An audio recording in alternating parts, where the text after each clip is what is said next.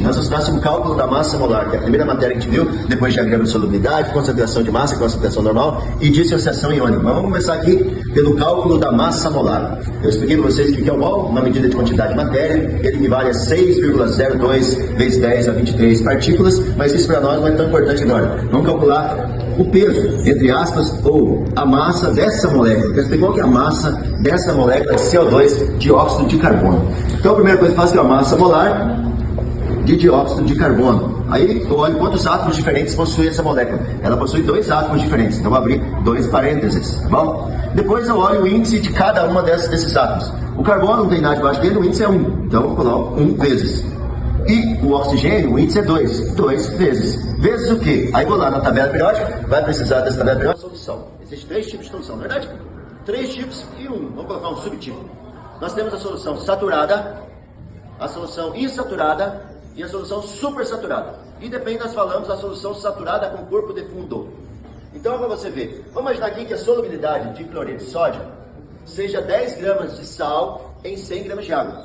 Isso é uma solução saturada, quer dizer que se eu tiver 10 gramas de sal em 100 gramas de água, a 25 graus, vamos falar 25 graus, que é a temperatura ambiente aí, nós podemos dizer que é uma solução saturada. Vamos começar pela solução saturada, que é essa do meio, pai.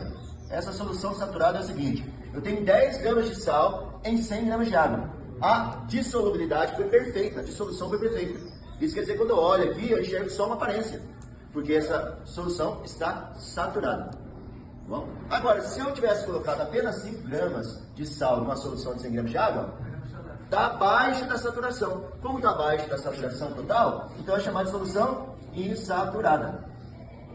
Já a solução supersaturada é quando eu coloco acima do valor de solubilidade, no caso eu coloquei 20 gramas, que é acima de 10, e mesmo assim a solução está com um único aspecto, uma solução homogênea. Mas como que isso aconteceu? Provavelmente o que aconteceu foi o seguinte: aumentou-se a temperatura, ele dissolveu totalmente e voltou a temperatura. Só que essa questão aqui da solução supersaturada, ela é momentânea, não pode esquecer isso. A solução supersaturada, ela é momentânea, porque ela depende de uma característica, né? Aumento da temperatura. Se eu mexer na temperatura, se eu mexer no recipiente, ele volta ao estado saturado, tá bom? Isso acontece porque, então, a supersaturada, não pode esquecer que ela é momentânea, ela é instantânea. Ela acontece, mas não vai ficar para todo sempre, porque a tendência é ele voltar, conforme a baixa temperatura, para a saturada. Se ela voltar para a saturada, o que acontece? Ela fica semelhante a essa de baixo. Uma parte vai ficar dissolvida, mas uma parte vai ficar no corpo de fundo. Corpo de fundo.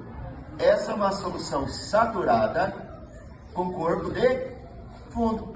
Esse corpo de fundo, eu coloquei as gramas aqui, por exemplo, se eu sei que é 10 gramas de sal dissolve em 100 gramas de água, se eu colocar 15, 10 gramas vai se dissolver, mas 5 gramas vai ficar no fundo do recipiente, chamado de corpo de fundo. Então essa é uma solução saturada com corpo de fundo.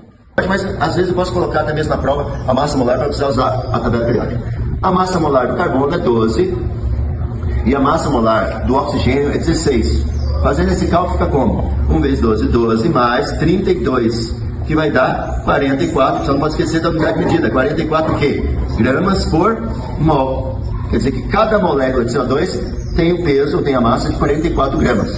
Vamos fazer agora da água. Olha aqui, massa molar da água. Massa molar H2O, que é a molécula da água. Quantos átomos diferentes a gente possui? Possui 2 átomos, o hidrogênio e o oxigênio. Então a gente monta 2 parênteses, tá bom? Olha o índice do hidrogênio é 2, 2 vezes. O oxigênio não tem nada, o índice é 1 vezes. A massa do hidrogênio é 1 e a massa do oxigênio, a gente acabou de ver aqui, olha, 16. Vamos fazer esse cálculo? 2 vezes 1, 2, mais 16, que vai dar 18 gramas por mol. Quer dizer que cada mol de água, ele tem a massa de 18 gramas. Essa é a matéria da massa molar. Diagrama de solubilidade. O diagrama de solubilidade é o seguinte: ele vai mostrar o quanto solúvel um soluto é em água. A gente tem uma solução formada por soluto e água, e a gente quer saber o quanto desse soluto consegue dissolver em 100 gramas de água. Não pode ter que tomar cuidado com esses 100 gramas de água, porque lá no exercício aparecer 200 gramas de água, ele duplica a quantidade de gramas de soluto que é possível dissolver. Então esse gráfico da solubilidade mostra o quão solúvel um soluto é em água. Normalmente os solutos que a gente utiliza nesses exercícios são sais, como o nitrato de potássio, o cloreto de sódio e o sulfato de césio, tá bom? Vamos pegar aqui, por exemplo, esse gráfico, olha. Está mostrando, essa barra mostra a quantidade de gramas desses sais que podem dissolver em água numa certa temperatura, porque a temperatura, ela afeta a solubilidade. A maior parte dos compostos, quando aumenta a temperatura, aumenta a solubilidade. Mas existem alguns que, quando eu aumento a temperatura, abaixa a solubilidade. Olha, vamos pegar o sulfato de potássio. Olha para você ver, conforme aumentando a temperatura, a solubilidade dele vai aumentando em água. Bom? E aqui desse lado, a gente pega o cloreto de sódio, ele tem um aumento, mas o aumento é bem menor do que o sulfato de potássio. E se eu olhar o sulfato de césio, ele tem uma reação contrária dos anteriores. Ele aumenta a temperatura, a solubilidade cai. Lembrando que a gente vai precisar saber disso no exercício. Se perguntar qual que é, se a gente pegar, por exemplo, vamos pegar 20 graus, vamos pegar 40 graus para 60. A 60 graus Celsius, quanto eu consigo dissolver de sulfato de potássio? Eu vou ter que fazer aquela... Aqui eu estou fazendo perfeito, sem regra, tá bom? Mas vamos pegar aqui, olha. Eu consigo saber que a 60 graus Celsius, eu consigo dissolver de sulfato de potássio 60 gramas. Quer dizer que em 100 gramas de água, se eu tiver um composto de 100 gramas de água, eu consigo dissolver aqui dentro, vai ficar uma solução saturada com 60 gramas de sulfato de potássio. Tá bom? Então eu consigo dissolver 60 gramas de sulfato de potássio em 100 gramas de água. Mas se eu olhar para o cloreto de sódio, a 60 graus eu consigo dissolver 40. Se for o cloreto de sódio, a 60 graus eu consigo dissolver 40 gramas.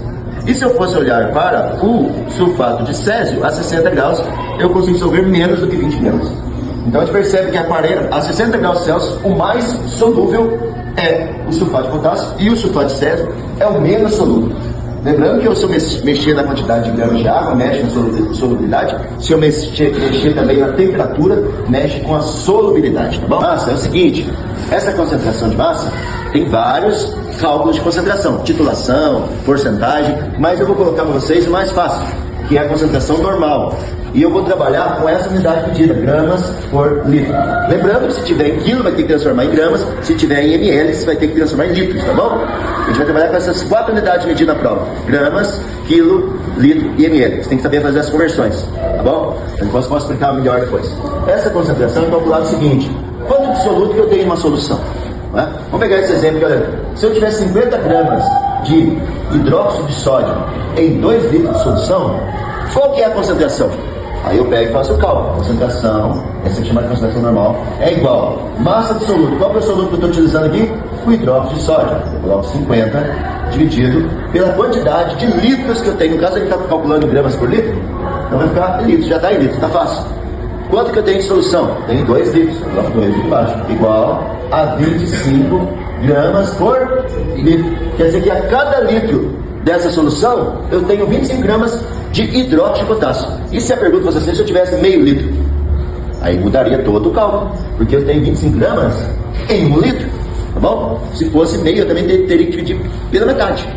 E daí, meio litro, eu tenho menos gramas, tá bom? De hidróxido de sódio. Assim eu poderia aumentar, diminuir, tem várias perguntas que podem ser feitas aqui, tá bom? Esse é o assunto sobre concentração de massa. Dissociação iônica. O que vem a ser dissociação iônica? É quebra de uma molécula iônica. No caso aqui a gente está utilizando, por exemplo, o mais fácil exemplo que a gente tem, que é o cloreto de sódio, que é o sal que a gente tem em casa, sal de cozinha. O que vem a ser essa dissociação? O próprio nome já diz quer dizer separar uma sociedade. É a separação dos íons de uma substância iônica quando ela cai na água, dissolve em água, formando então uma solução eletrolítica. Existem 2 tipos de solução, eletrolítica e não eletrolítica. Toda vez que um composto iônico cai na